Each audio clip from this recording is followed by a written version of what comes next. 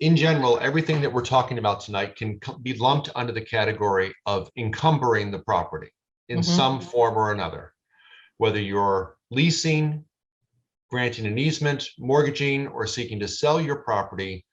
These are all formal commitments a church can make in regards to its property. The vestry is the legal and fiduciary representative of the church, and therefore they are the only ones who can enter into such commitments on behalf of the church. Therefore, we want all vestry members, as well as others in the church, to be fully informed and prepared before they consider encumbering their property. What we're going to cover this evening will be to review the legal and canonical obligations of the vestry and the church in regards to its property. We're going to discuss best practices, and we're going to walk through in great detail the process in which some transactions must come before the governance bodies of the diocese for review and approval. Let's start with the most common form of encumbrance, which is rentals. Rentals, leasing, licensing, other ways of formally sharing your space with outside people. Before a church considers renting, they really should take a good look and ask some basic questions. What spaces do you have that could be considered most attractive or most useful for a potential partner or tenant? What kinds of tenants or partners do you want to share your space with and go into a formal relationship with? And finally, what kind of activities are you willing to allow on your campus? Once you have the answers to those questions, it is a best practice for the vestry to establish what's called a rental policy. The reason for doing a rental policy is it gives ground rules moving forward. You don't have to reconsider each potential partner or renter as they come up, starting over again. Instead, you have a policy that helps to guide it. And this is really useful, especially if you're looking at a number of one-off type of rentals, someone renting the hall for a party or something like that. The policy helps to guide that and makes life much easier. A rental policy should include the following: costs, including deposits, and a schedule for when all payments are required. Who is allowed to use the space? Are there different rates for renting the space for parishioners? What kinds of activities are permitted or prohibited? Who is responsible for the setup and the cleanup? If it's a party, is alcohol permitted? And if so, under what conditions and what safeguards would be put in place? What are the insurance requirements? If there are going to be children present, who is responsible for looking after them? Access to the thermostats. And finally, anything else that your church feels may be important to include in the policy. Finally, one of the most overlooked things is around insurance requirements. Prior to using church space, all prospective renters or partners need to have their own insurance. That insurance must meet basic liability minimums as established by the diocese. And if they are a commercial renter that has employees, we have to make sure that there's coverage for workers' comp. In addition, all prospective renters, as you go into an agreement with them, you need to have that agreement in writing in the form of a lease, a license, a contract, some sort of formal written agreement. And we will be providing some samples of those as part of the supporting material. Okay. It's important to note that just because someone is a parishioner, it does not exempt them from these requirements. So it's important to understand why your renters need insurance. As part of your coverage with your church insurance company, and most churches have either church insurance or sovereign, the church is covered. If, God forbid, there's a mishap that occurs during a party or during an exercise class that the church has leased the space for, the church is covered by its insurance. But the people hosting the party or the people running the exercise class are not. Therefore, it's really in their interests to make sure that they're covered. As I said, the requirement for insurance does apply to parishioners if they're renting the space for a private event. They should also make sure that they provide the church with a copy of the rider or the declaration sheet of their insurance. That way the church has proof, and it just should become part of the standard paperwork that's covered prior to the rental. Renters should also add the church, its clergy, vestry, the diocese, the church foundation, etc., as additional named insured when they're getting the insurance to cover their activity at the church. This should be able to be done at no additional cost to the renter. As we talked about, the insurance needs to meet diocesan minimums. That's a $1 million per occurrence and a $3 million aggregate. All renters should also sign something as part of their agreement with the church that acknowledges that they understand that they are not covered by the church's insurance, and therefore also indemnifies the church. If you need clarification on any points of insurance, we recommend that you speak with your insurance agent. One of the questions that gets asked when churches start to enforce this requirement is, especially for private events and parties, well, how do I go about getting insurance to cover me? All businesses and functioning nonprofit groups should already have insurance. For people who rent for parties, etc., they can either get a rider through their homeowner's insurance or rental policy, or one can buy what's called event insurance. We do want to note that one of the most frequent activities that happens at church are 12-step groups. They generally do not have insurance. If they don't have insurance and can't get it, we don't want to prohibit the activity, but they should still sign the waiver or indemnification agreement. Sean, over to you. Leases and licenses. All uses of the church space by non-church groups should be accompanied by a lease, license, or other form of written agreement. A written and signed document will protect all of the parties associated with the transaction. Through this process, we'll discuss specific alternatives between leases, short-term leases, long-term leases, and licenses. Next slide, please. Licenses are an alternative to a lease that can offer a church several advantages. Licenses are particularly appropriate for short-term commitments, but the church can use them for long-term as well. Licenses differ from leases in that the license will allow the church to retain certain access to the property and give the church more flexibility through the term of the agreement. Licenses of more than 12 months will require to be approved from diocesan government. Next slide, please. Short-term rentals. These leases include private parties, performing arts groups. Next. Yeah, performing art groups, community events, health screenings. All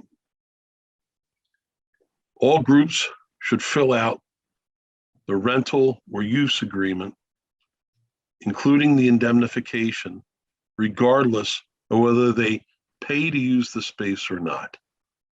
Okay. Next slide, please. Any agreement for rental use should include the name and contact information for the person or group using the space. Specifics on the event rental. Time of the event, including arrival time, setup, if equipment's going to be delivered for the event, departure and cleanup. What areas or rooms are going to be used? Payment information, including the due dates. Specifics on deposits and returns of any deposit. A checklist of when things are to be received from the renter. The agreement should be signed by both parties, and each party should receive a copy. Parish should keep the documents for at least 1 year. Next slide, please. Long-term leases and licenses.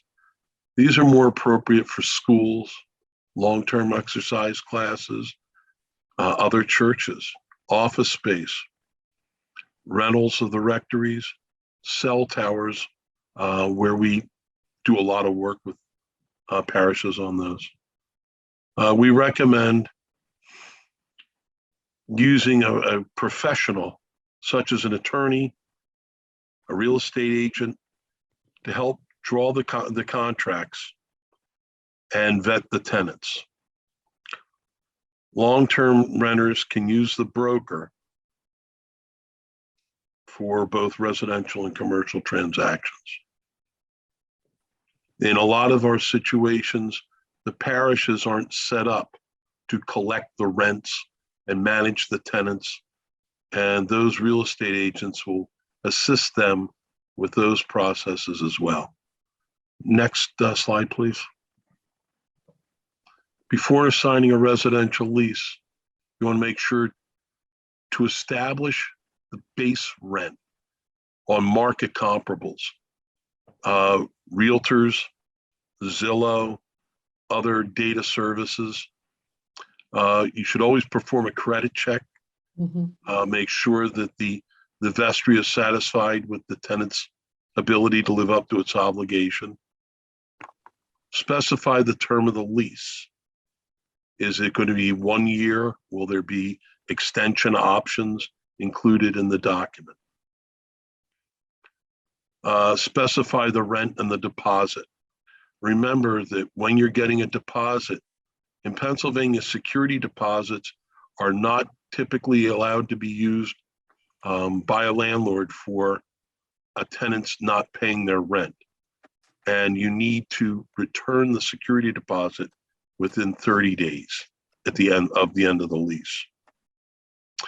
You want to prepare the space for the occupancy, paint it, clean it, make sure that the HVAC systems are working. You want to specify who's responsible for what utilities. Is the tenant going to pay for their water, the gas, the electric? Specific maintenance or specify maintenance requirements. Who's going to cut the grass, shovel the snow, clear the driveway, take care of roof structure. If there's an emergency service that's needed, who will be responsible to call the contractor and perform the work. Photos in and out. It's always advisable to photograph the space just before the tenant takes occupancy, and then photograph it again once they leave. If there's any damage, you'll have a photographic record to support you in your claim. Clarify if the church will owe any taxes. Each municipality treats church property different in taxing, especially on rectories. Some communities charge a real estate tax for a rectory, others don't. If you rent the property, is the tax going to be folded into the rent? Is there a need for a confession of judgment? There's always a need for a confession of judgment. It allows the landlord, the vestry, the ability to bring the tenant quickly to judgment with the courts and be able to regain possession and economic damages. Excuse me, Sean, before you move on, could you talk more exactly what is a confession of judgment? A confession of judgment is language that is put into a lease where if a tenant does not pay their rent, Okay, the landlord can take the document to the local magistrate once they have gone beyond the default provision of the lease. You okay, can go before the local magistrate, and depending upon how the document is written, and it is a part of the lease right, in okay, Pennsylvania, it will allow you to get the judge to give a judgment for possession and or financial damages. okay, Theoretically, if you're 10 months into or 2 months into a lease, you could go to the judge and he could escalate and you would get a judgment for the 10 months remaining I see, on the lease payment okay, as part of your damage. okay. So it's a legal document. It's a part of the lease. It'd be in the lease, okay, It will be in the body of the lease, and the tenant in Pennsylvania will have to sign, initial that clause so that they've read it. okay, Um, But other basically, it means you don't have to go to court to enforce that provision of the lease. I understand now, okay, other diocesan reviewing consent, we will guide the parishes through the process with in the leasing system, going through the property committee, the standing committee, and work through the bishop's office. okay, Next slide, please. Before signing a commercial lease, it's fairly similar to the residential. You want to establish your rent terms. In these situations, it's a lot easier to get market comparables from a commercial real estate broker. You want to specify the terms of the lease. How much time do you want them to have? In commercial leases, they're typically longer than 1 year commitments. Again, you want to perform a credit check and get some references to make sure that the tenant lives up to its obligations. Specify, rent increases and deposits. With a commercial lease, because they're typically 3 to 5 years, you'll want to build in increases within the body of the lease in order to try to keep up with inflation. right, Clarify space, the space that's being accessed and any areas that would be shared, especially with preschools. Some of our parishes will allow the school to have access to its kitchen area. Yeah. They'll share restrooms, and who will be responsible for cleaning them, maintaining them. Should all be spelled out in the lease document. okay, Utilities, you want to make sure that not only are you getting rent for your space, but you're also getting compensation for at least a portion of the utilities.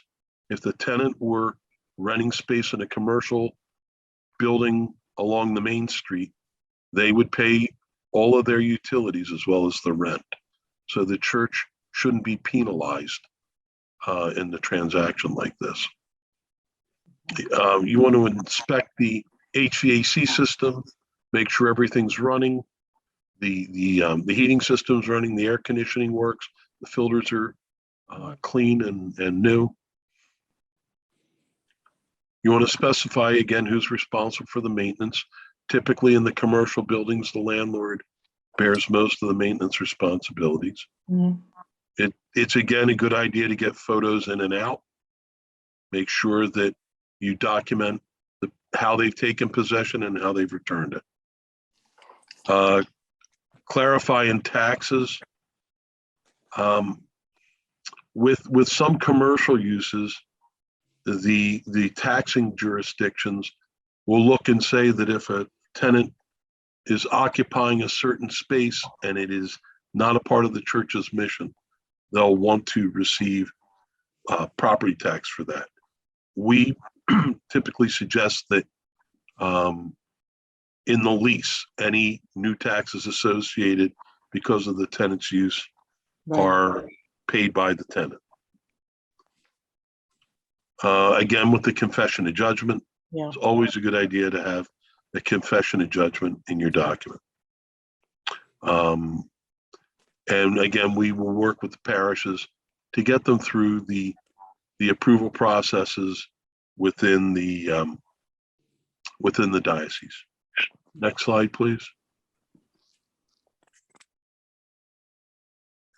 I just started to touch on this with tax liability. If a church rents out a significant portion of the space, on a regular basis, it may be opening itself up to a tax liability. It doesn't matter if it's a for-profit or non-for-profit business. It's still taxed. It could still be taxed because the tax exemption is for the church, not a non-for-profit status. If the tax liability is incurred, it could be on a percentage of the building that is rented. And they give an example of 25% of the building is rented. And it's a $5,000 annual tax that there will be $1,250 due as part of the tax bill. Excuse me. That should be a liability of the tenant, not the landlord, because their use is creating that taxable event. Mhm. Okay. It's recommended that the lease include a provision that the tenant pays the partial taxes if they're assessed. I'm sorry. Note that in Philadelphia, make sure that the leases state that the tenant is liable for any business privilege tax as well.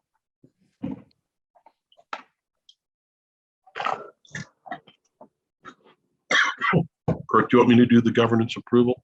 No, I'll start off on this, Sean, and then you can walk through the checklist. So we've made reference to the need for review and approval by diocesan governance.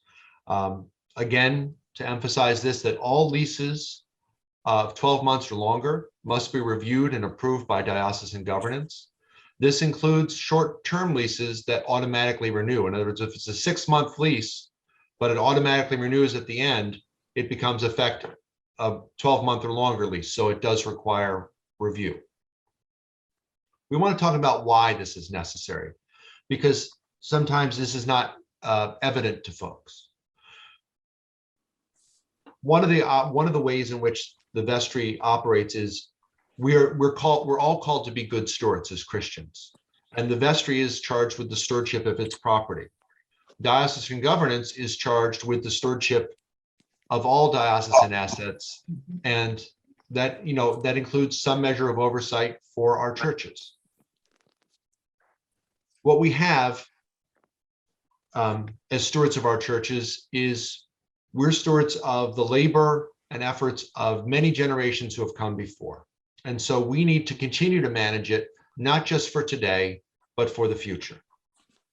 To that end, both in the Episcopal Church and in the Diocese of Pennsylvania, when a church seeks to lease, grant an easement, mortgage, sell, or otherwise encumber its real property, it needs to obtain the consent of the bishop and standing committee. While we respect that every vestry engages in decision-making, and they're focused on what's in the best interest of their church, as Episcopalians, we are part of a single hierarchical religious organization, which has broad interest in ensuring that all assets within our diocese are maintained and appropriately utilized. This process that we're about to lay out seeks to balance both church autonomy and our diocesan oversight responsibilities. Just as your vestry wants to make those decisions, sorry, we've covered this. This is a duplicate slide. My apologies. Therefore, before you enter into a contract or agreement, we want to make sure that we're bringing our expertise to you and assisting you in whatever way we can. We want to make sure that before the agreement is signed, that it's been reviewed by people who have expertise in finance, in real estate, and in law. And this all is at no cost to the church. You're getting expert advice for free.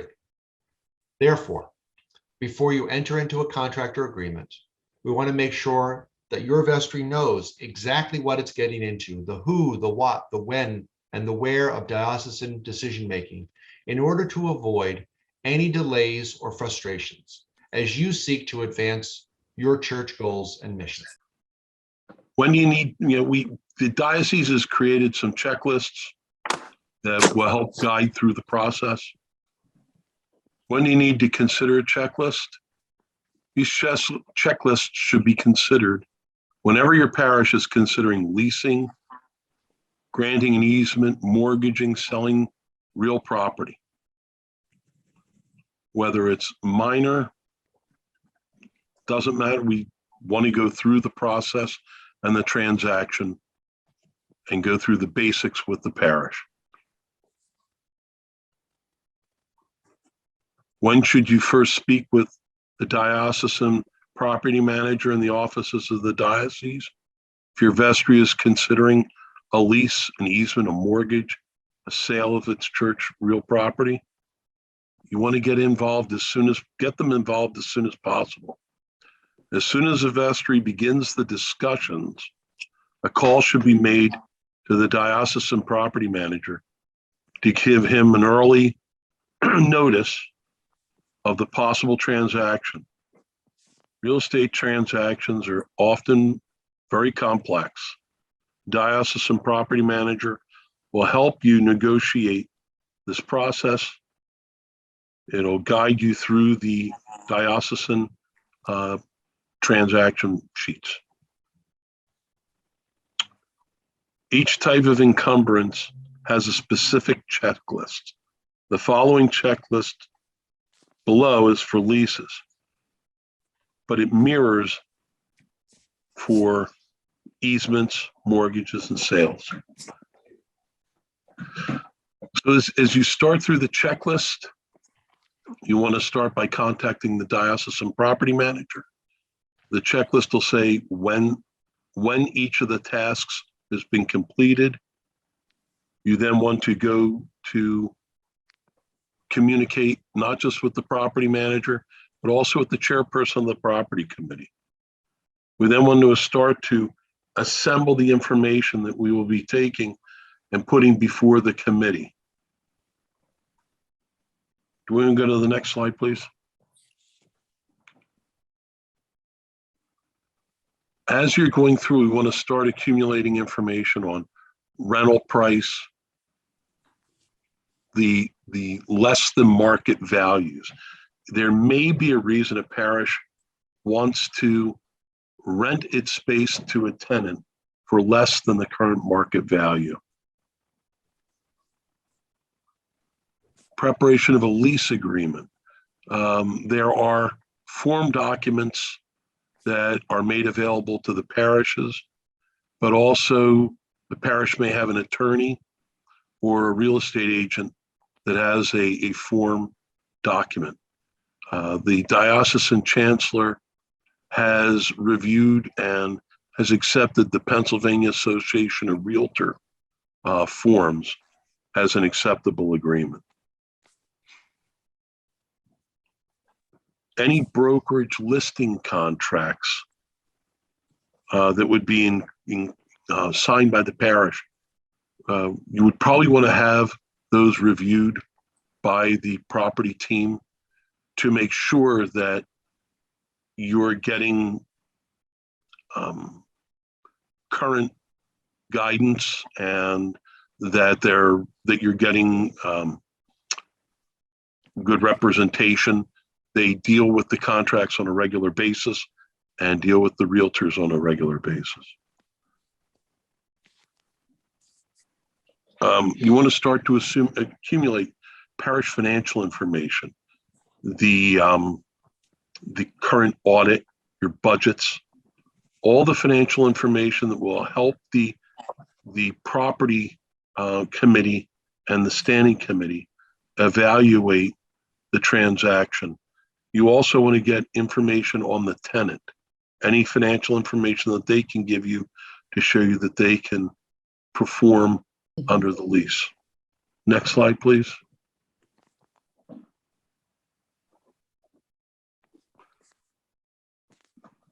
You may have to have the space deconsecrated. If so, we need to put together a timeline for that. Title to the property. Part of what governance will want to see is who owns the property. Is it owned by the parish? Is it controlled by church foundation? So if you have a copy of the deed, a legal description of the property, they'll also want to understand what portion of the property is being made available for lease. If we're just to say it's the parish hall, or to say it's the education wing for a building lease, may not give them enough information to understand it. So as you're going through putting this information together, photographs, if there's a plan of the property, things along that line are very helpful in the evaluation of the property and the transaction.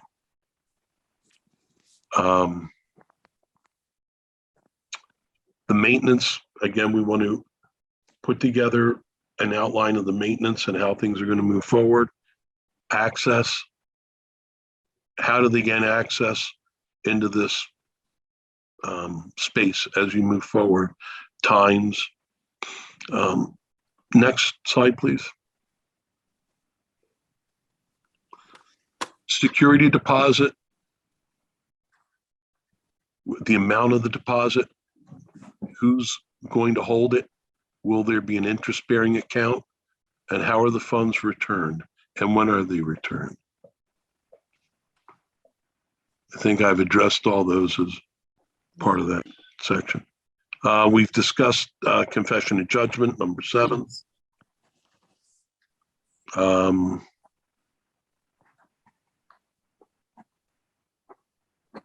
Review by a commercial broker. It's not a requirement, but it's good to have an opinion letter come from a commercial real estate broker on the lease, showing that you're doing a lease that's within market trends and is at market rents. Next slide, Kirk.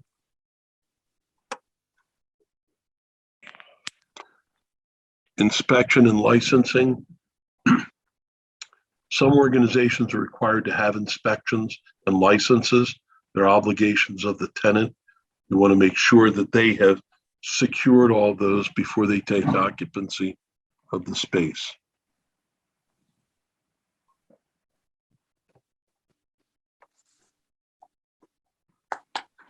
The insurance, does the tenant have all the proper insurances in place?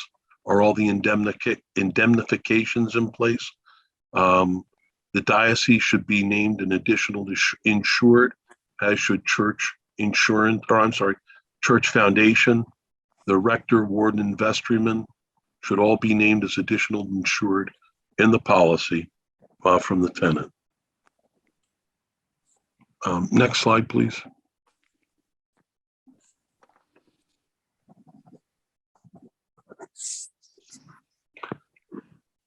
And for your non-residential leases, you want to make sure that you have all of the information above included, but also have all the corporate documents from the tenant. Make sure that you have, if it's a corporation, that we have some information on the corporation, its tax ID number, so that in the event that we have the proper entity signing the lease. So we're just going to quickly synopsize. Sean's provided all the detail, covered all the detail of the checklist and the process. But we want to talk you through exactly how that runs once you get to that point. Besides working with the property manager, the first stop for review and approval is the Diocesan Property Subcommittee, which in turn makes recommendation to the Finance Committee and in turn recommendation to the Bishop and Standing Committee. These groups meet monthly. Therefore, we recommend you begin the process as early as possible so that your request can be evaluated promptly and not delayed for another month because the submission was incomplete. Throughout this process, even before your church is ready to seek its final approvals, it's wise to work closely with the property manager, who may be able to help you identify issues that might cause trouble or delay in the decision-making. As we hope you know, the staff of the offices of the diocese and diocesan governance is here to assist and support your church. And we need your help so that we can fulfill our obligations and give you prompt decisions or let you know if there's anything that might require an adjustment.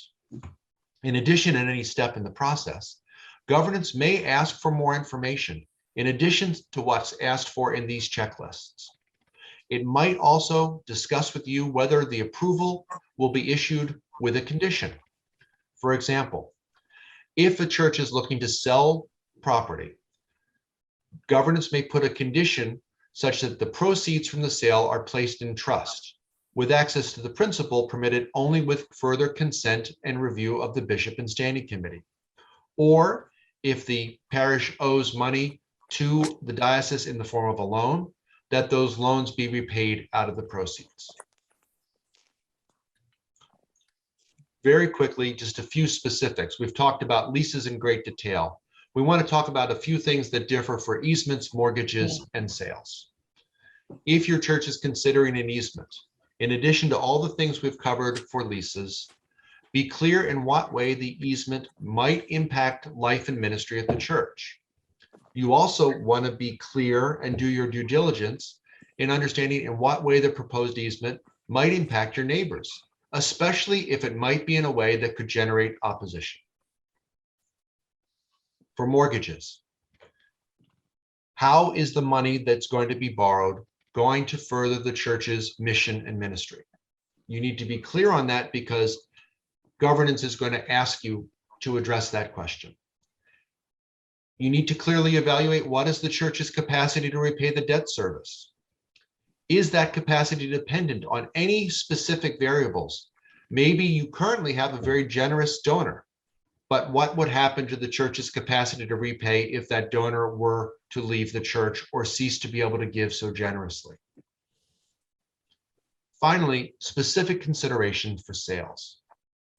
First of all, be clear on why. Why are you looking to sell the property? How will the sale of that property and the proceeds further the church's mission and ministry? Let's be clear that an operating deficit does not necessarily constitute sufficient reason, as a deficit can be addressed in many different ways. Before selling, have you considered every possible alternative use for the property? Are there other ways in which that property could be used to generate income or be used productively for ministry? If the property under consideration might be sold and then developed, you need to anticipate, how is the community going to react? Might they have objection? And how might you and the prospective buyer address those concerns? Finally, as Sean discussed, be aware that the proceeds from the sale of property are sometimes subject to restrictions. Friends, this brings us to the conclusion of our time and our training. We hope it has been helpful. At this point, we'd like to open it up for any questions that you might have.